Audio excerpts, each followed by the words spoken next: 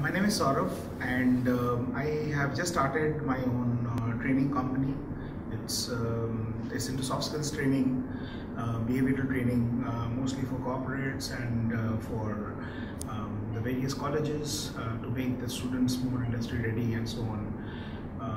This is after spending almost more than 1.5 decades in the corporate industry in various leadership roles. In my last role, I was a director with JCPenney. Before that, a director with Target Corporation.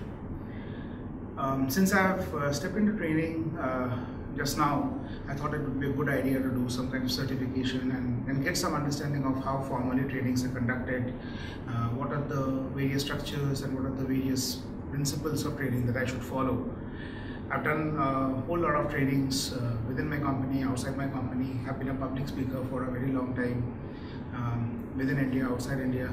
But I thought that this would be a good exposure to understand the formal way of training and empowering people. I'm really passionate about bringing out the best in people to make them succeed.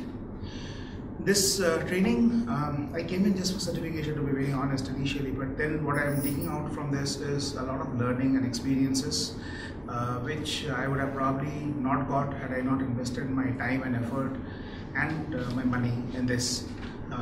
At the end of 4 days, I feel I'm more confident in terms of what I'm going to say, what I want to do, how I'm going to do all of this, right from the training needs assessment to the delivery to the ROI. I think it has been a very amazing experience. A special word of thanks for Anamika, who was our lead trainer. I think she's absolutely fabulous.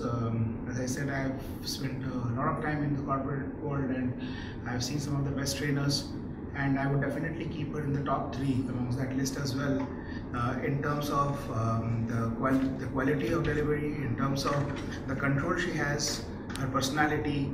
I think she is very good when it comes to kind of keeping the control at the same time, engaging with the people, engaging with the class, even in a very diverse set.